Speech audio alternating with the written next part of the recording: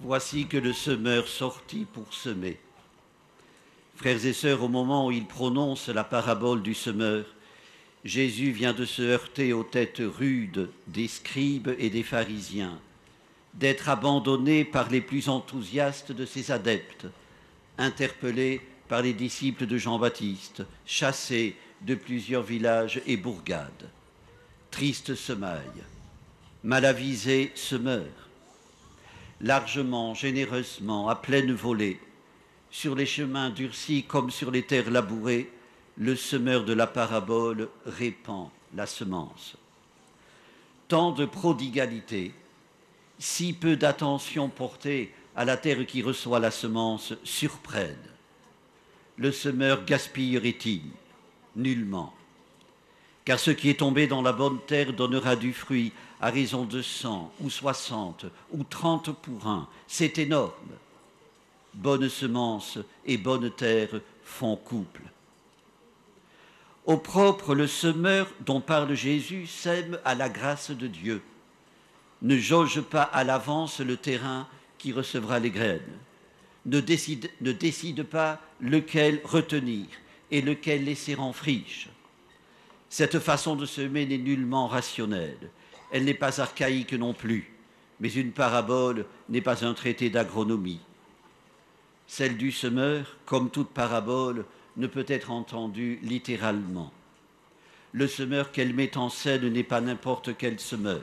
La semence dont il est parlé n'est pas n'importe quelle semence. C'est la parole de Dieu qui, Isaïe le rappelle dans la première lecture de ce dimanche, est toujours promesse de fruits. Voici que le semeur sortit pour semer.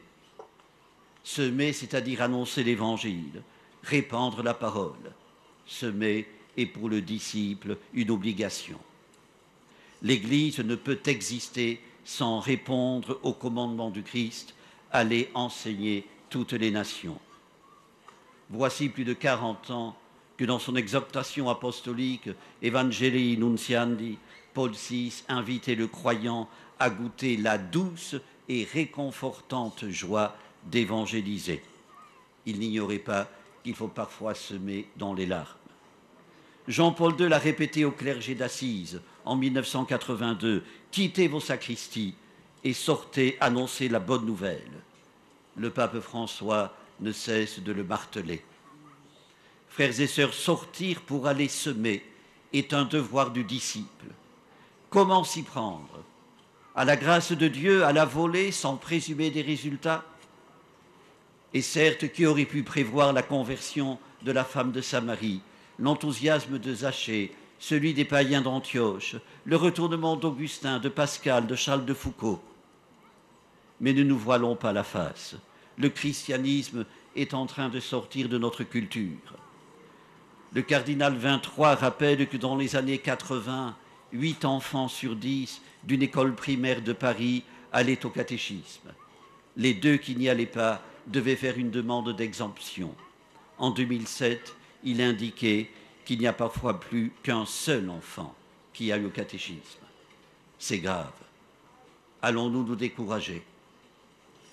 L'Évangile, écrit Paul dans sa lettre aux Romains, est puissance de Dieu pour le salut de quiconque croit.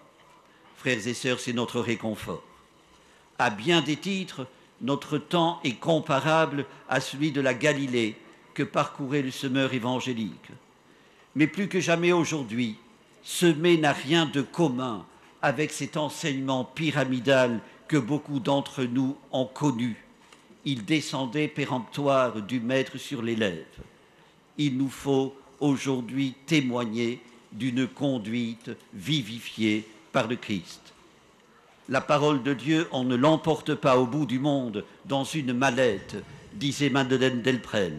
On la porte en soi, on l'emporte en soi. On ne la met pas dans un coin de soi-même, dans sa mémoire, comme sur une étagère d'armoire où on l'aurait rangée.